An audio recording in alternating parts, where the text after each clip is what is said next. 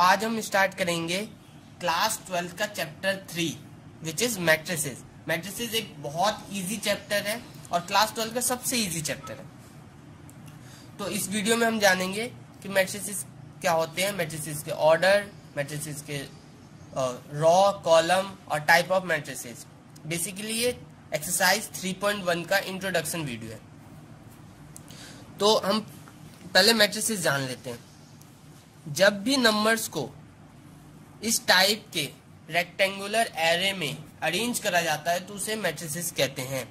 For example जैसे यहाँ पे हम लिख सकते हैं 1 2 3 4 5 6 7 8 9, ये एक मैट्रिसेस हो गया। लेट्स से इसे हम नाम दे देते हैं 8। अब एक ले लिया बी, जैसे कि 2 3 4 5, इसे लिख दिया, ये हो गया मैट्रिसेस बी। ये एक मैट्रिसेस है, बहुत सिंपल है, कुछ टेंशन मत लीजिए, बहुत इजी सा है। बस ऐसे नंबर को अरेंज करते हैं उसे मैट्रिसेस कहते हैं। अब जैसे कि हम ऐसा भी हो सकता है कि 1 2 3 4 5 6 7 8 9 10 11 12, ये भी एक मैट्रिसेस है, इसे हम सी नाम दे देते हैं। तो मैट्रिसेस नॉर्मली एक रेक्टेंगुलर एरे में नंबर को अरेंज करना, उसे कहते हैं मैट्रिसेस। आसान है, क्लियर हो गया होगा। अब हम बात करते हैं मैट्रिसेस के रॉ के बारे में। तो जो भी मैट्रिसेस में, जैसे ये मैट्रिसेस है तो इसके अंदर जो हॉरिजॉन्टल लाइन है, जैसे हॉरिजॉन्टल लाइन कैसे हो गई, ये 1 2 3 एक हॉरिजॉन्टल में है, 4 5 6 ये हॉरिजॉन्टल है, 7 8 9 ये एक हॉरिजॉन्टल में है, ये 2 3 ये हॉरिजॉन्टल है, 4 5 ये हॉरिजॉन्टल है, वैसे ये और ये भी हॉरिजॉन्टल लाइन है। तो इनको कहते हैं रॉ। जैसे 1 2 3 को हम कहेंगे रॉ, आसान है। वैसे 2 3 को भी कहेंगे रॉ। वैसे 1 2 3 4 5 6 ये भी क्या हो गया, एक रॉ। तो बहुत आसान है। रॉ किसे कहते हैं, कोई भी लाइन, हॉरिजॉन्टल लाइन में जब नंबर को अरेंज करा जाता है मैट्रिसेस के अंदर तो वो मैट्रिसेस का रॉ होता है। अब जैसे इसके अंदर 3 रॉ है तो हम इसे कैसे डिनोट करेंगे, फिर ऐसे तो नहीं कहेंगे रॉ रॉ रॉ, फिर हम इसे नाम देते हैं रॉ 1 रॉ 2 रॉ 3। इसे ऐसे लिखा जाता है R1 R2। जितने भी हो रॉ, जरूरी नहीं है 1 हो 2 हो 3 हो, ये 50 भी हो सकते हैं। वैसे हमारे सिलेबस में नहीं आते इतने टफ सवाल, बहुत इजी आएगा आपको। 3 रॉ 4 रॉ से ज्यादा का नहीं पूछा जाता। अब वैसे ही, अब ये हॉरिजॉन्टल हो गया, अब वर्टिकल लाइन को भी कुछ कहेंगे।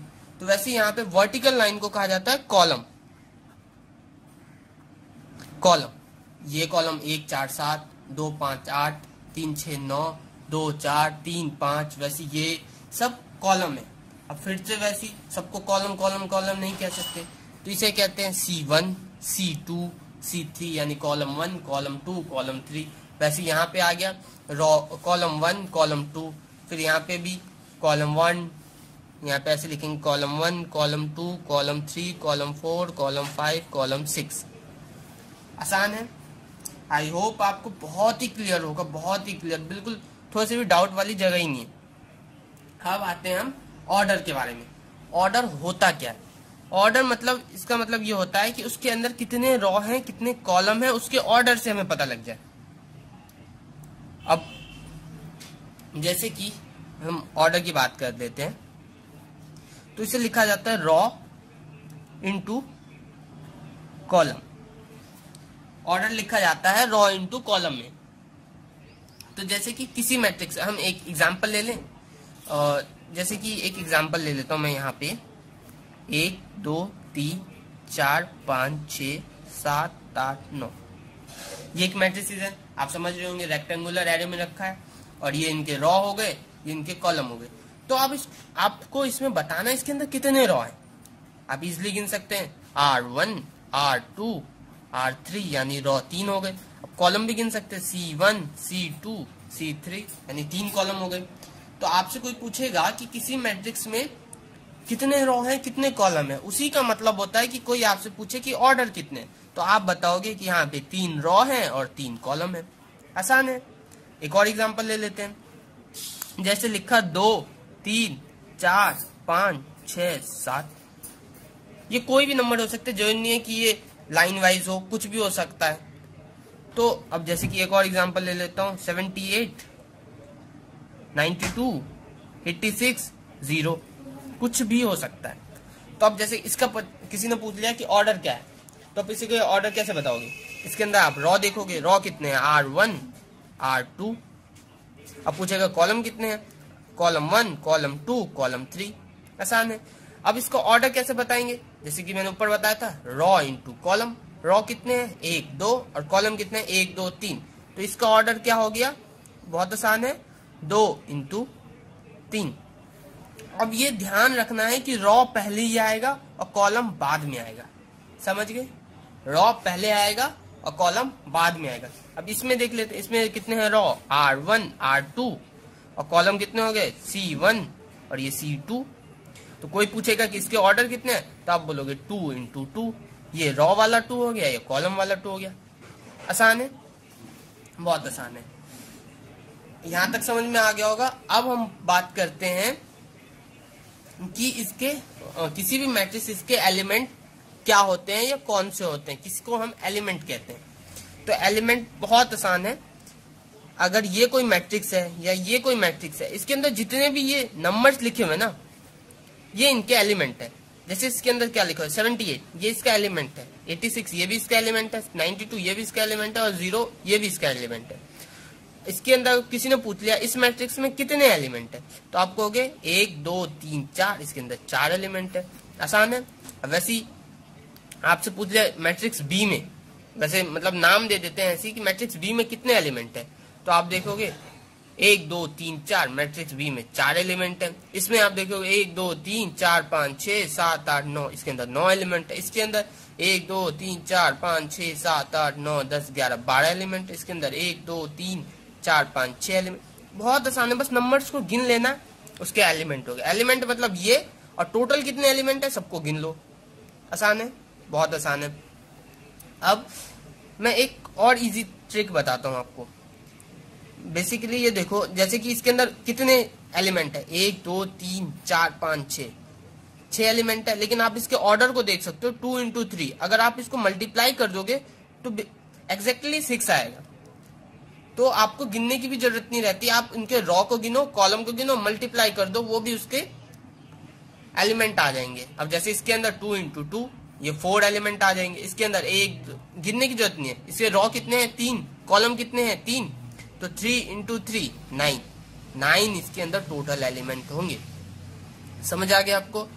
तो अब मैट्रिक्स में रॉ क्या होते हैं, कॉलम क्या होता है, एलिमेंट क्या होता है, मैट्रिसेस क्या होते हैं, आपको सब समझ में आ गया होगा। आसान है, बहुत आसान है। अब यहां तक में आपको आई थिंक कोई दिक्कत नहीं होनी चाहिए। अब हम उससे आगे चलते हैं। उसके आगे चलने से पहले मैं आपको ऐसे बता देता हूं, जैसे कि अगर कोई मैट्रिक्स है, जैसे मैंने बताया था ये ए मैट्रिक्स हो गया, तो इसको अलग तरीके से भी लिखा जाता है।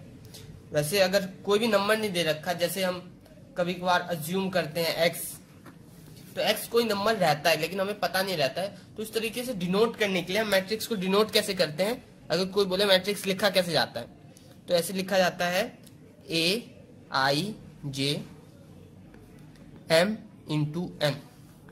अब बहुत टफ लगा होगा, टफ नहीं है, बहुत आसान है। ये M है, इसके रॉ को डिनोट करता है। N है, इसके कॉलम को डिनोट करता है कि एक ऐसा मैट्रिक्स, उसके अंदर कितने रॉ है, कितने कॉलम, ये इसका एलिमेंट है। ये बहुत आसान है, एलिमेंट होता है इसका। एलिमेंट को हम रेक्टेंगुलर ब्रैकेट में दिखाते हैं, जैसे कि है, और रॉ इंटू कॉलम। जैसे कि मैं आपको एक एग्जांपल देता हूं। एग्जांपल के लिए बहुत आसान रहेगा कि अब इसके अंदर ना ऐसे नहीं आता है क्वेश्चन कि आप कोई मैट्रिक्स बताइए। वैसे ये एक्सरसाइज में से क्वेश्चन नहीं आएंगे आपके एग्जाम में। एग्जाम के लिए इंपॉर्टेंट एक्सरसाइज नहीं है, क्योंकि ये आप जब कर लेंगे तो आपको ये फिर बहुत आसान लगेगा, ये आपके लिए कुछ नहीं रह जाएगा। तो जैसे कि मैं बताता हूँ, ये जो हो गया, ये भी इसका रॉ, और ये इस एलिमेंट का रॉ और कॉलम है, और ये पूरे मैट्रिक्स का रॉ और कॉलम है। जैसे तो इसको कैसे लिखते हैं, ए लिख दिया। अब मान लो आपको m दे दिया किसी ने 3, और n दे दिया 4, बता दिया क्वेश्चन में, यानी जिसके 3 रो होंगे, 4 कॉलम होंगे।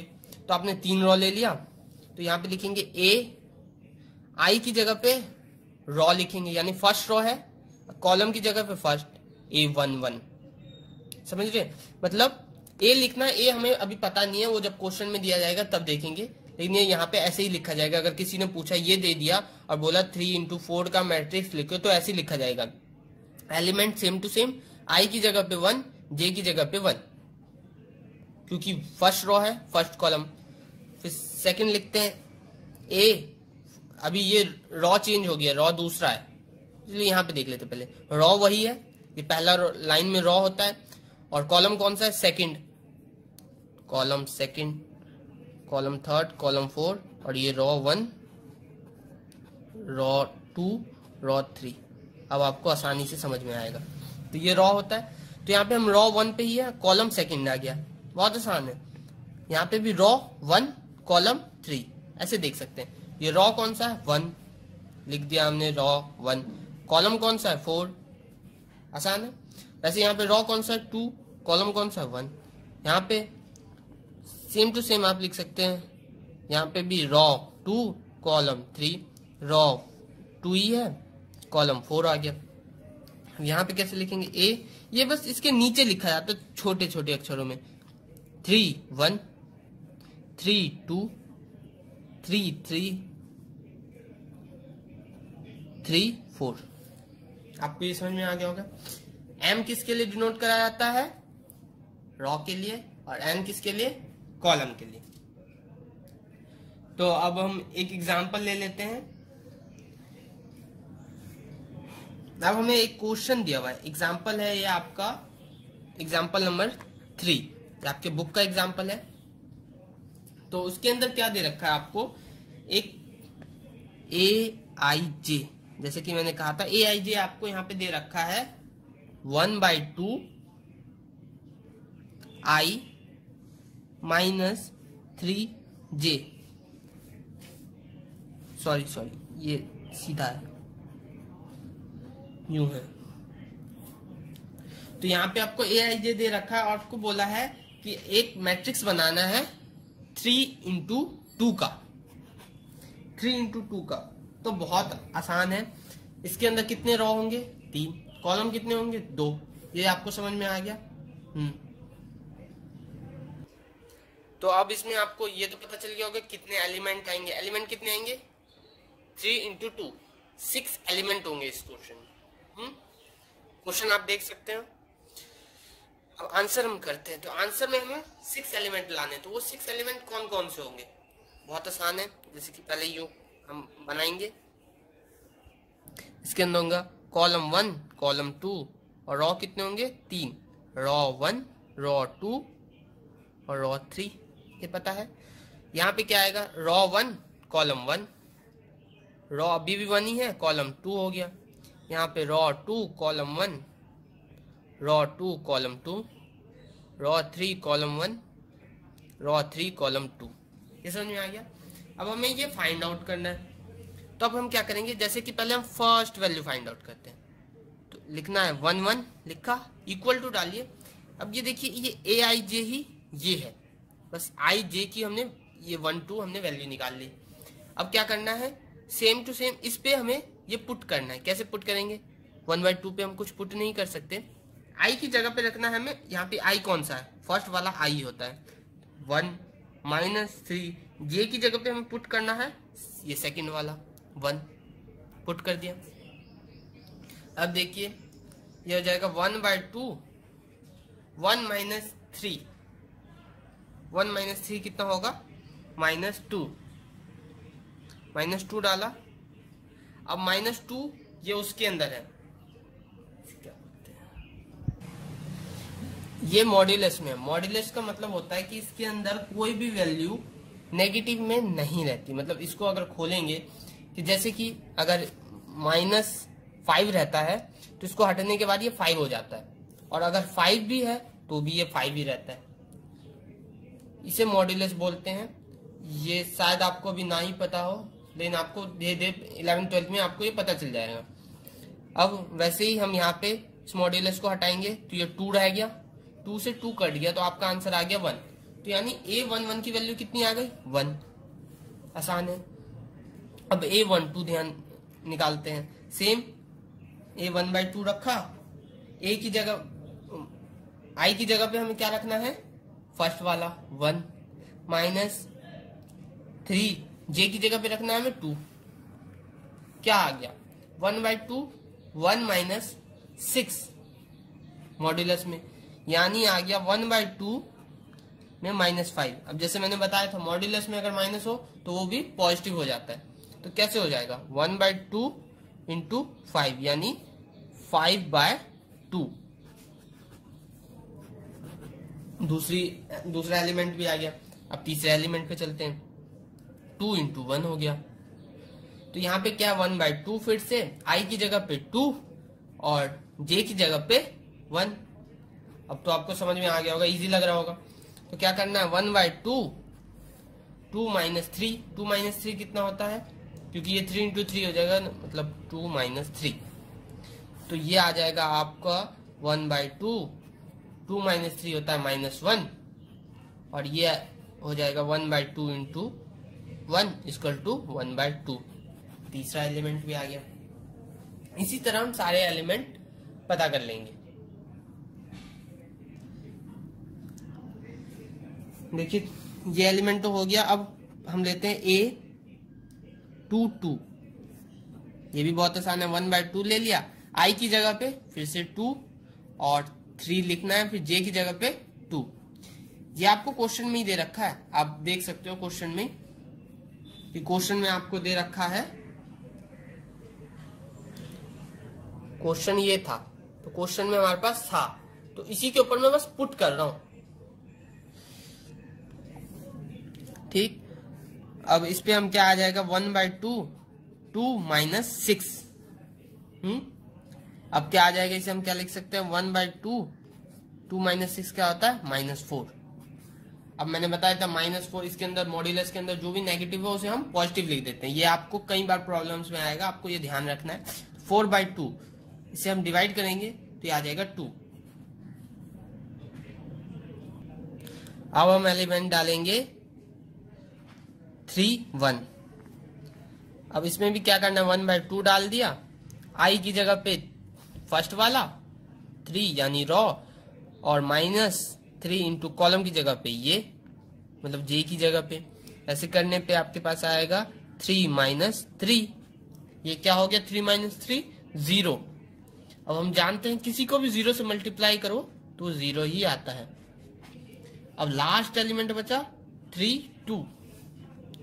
तो 1/2, 3 माइनस 3 इंटू J की जगह पे सेकंड वाला 2 डाल दिया। तो 1/2, 3 माइनस 6 क्या है 1/2, 3 माइनस 6 कितना होता है -3, और फिर मॉड्यूलस के अंदर माइनस वाला वो पॉजिटिव हो जाता है। तो क्या आया 3/2। तो अब तक आपने देखा सारी वैल्यू हमने निकाल ली।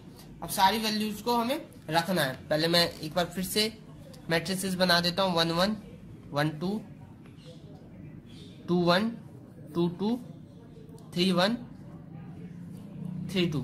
तो अभी तक जो आपने देखा उसके हिसाब से 1 1 की हमारी क्या वैल्यू आई थी, ये 1 1 की हमारी क्या वैल्यू आई थी, हमारी आई थी 1।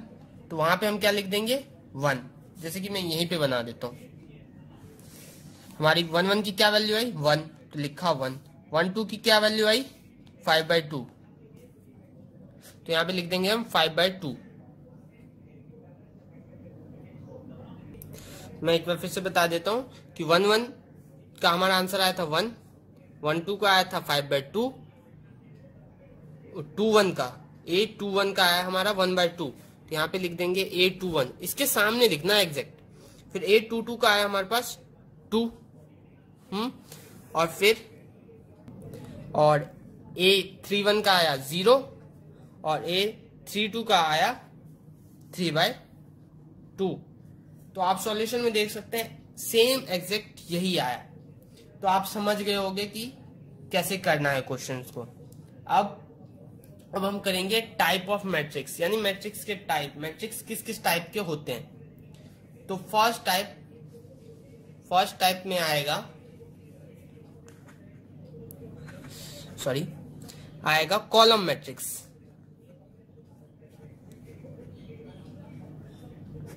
कॉलम मैट्रिक्स क्या होता है?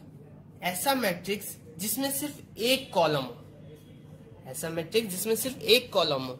लाइक ये ले लिया, इसके अंदर हमने लिखा 5 6, तो आप देख सकते हो ये रॉ हो गया, ये रॉ हो गया, लेकिन कॉलम एक ही है। तो इस टाइप के मैट्रिक्स को क्या कहते हैं? Column matrix. बहुत आसान है, ये जरूरी नहीं अगर ऐसा है 5 तो यहाँ पे रॉ भी एक है, कॉलम भी एक है, लेकिन हमें देखना ये कॉलम मैट्रिक्स है कि नहीं। अगर कोई पूछे कॉलम मैट्रिक्स है कि नहीं, तो आप कहेंगे ये कॉलम मैट्रिक्स है। क्यों? क्योंकि इसके अंदर सिर्फ एक ही कॉलम है।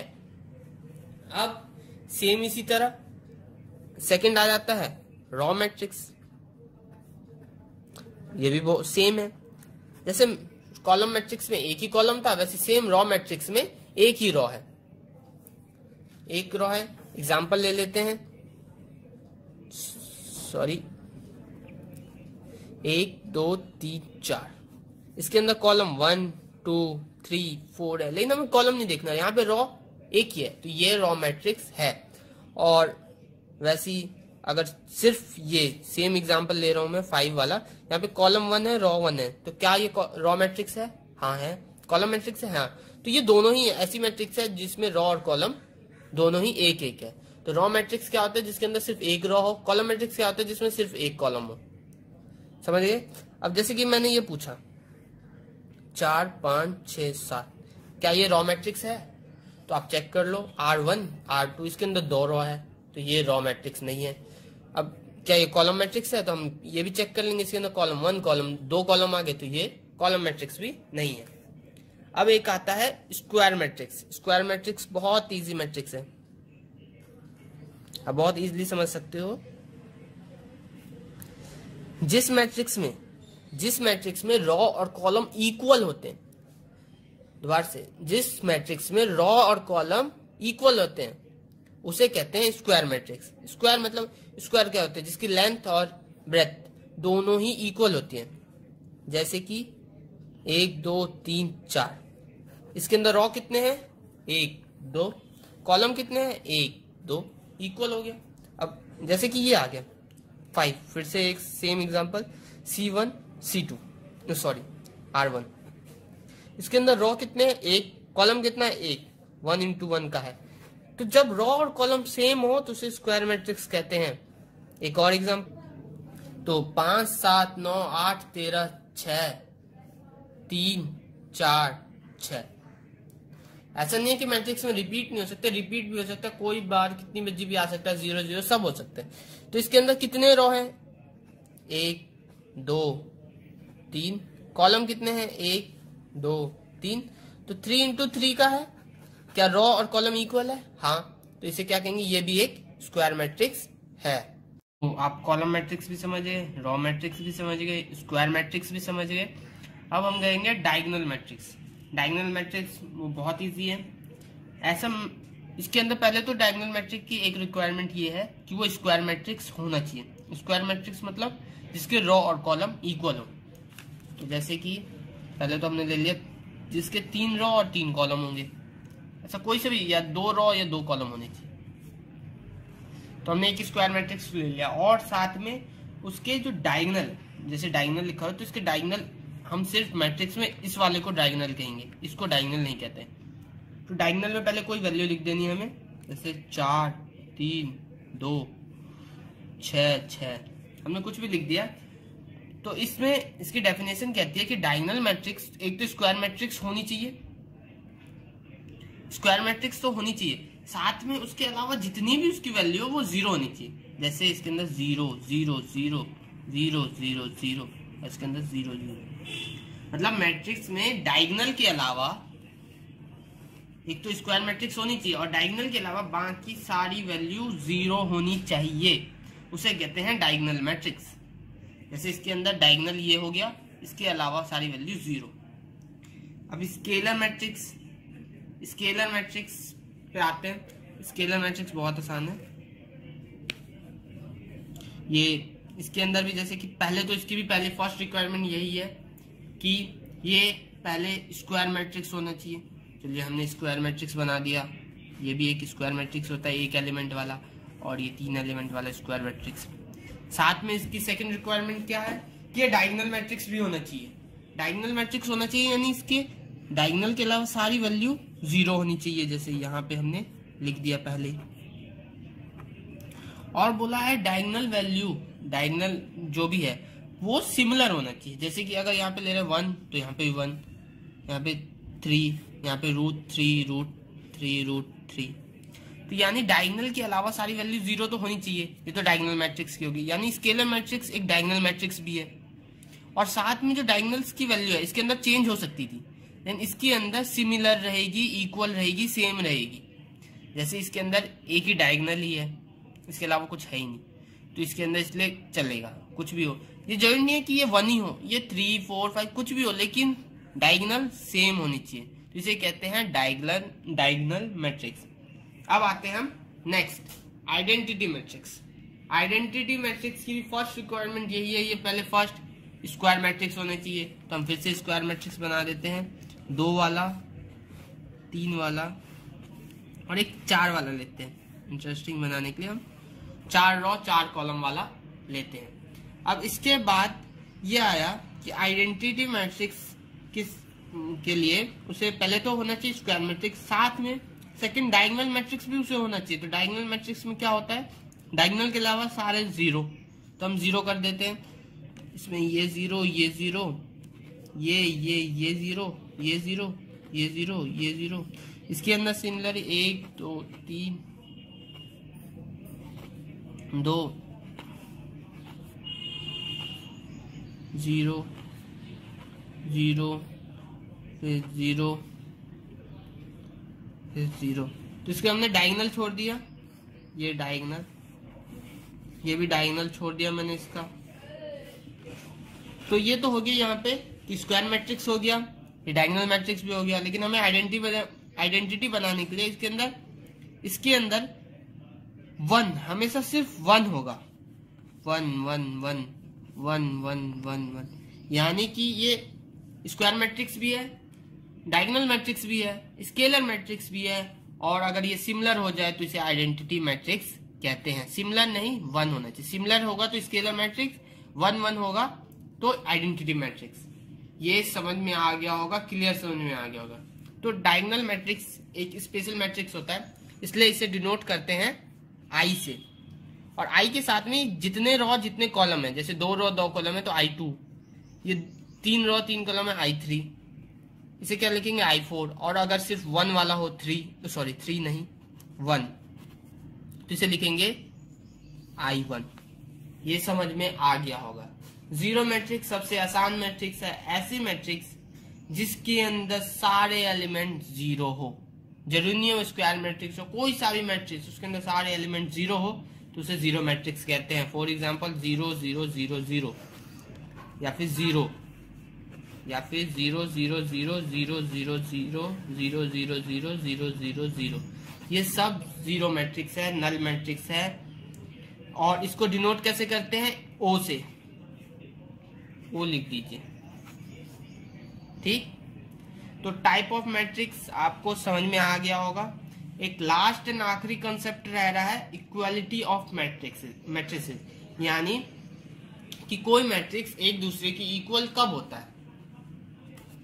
तो एक एग्जांपल लेता हूं, एग्जांपल ले रहा हूं, तो एग्जांपल समझते हैं कि जैसे कि एक है A B C D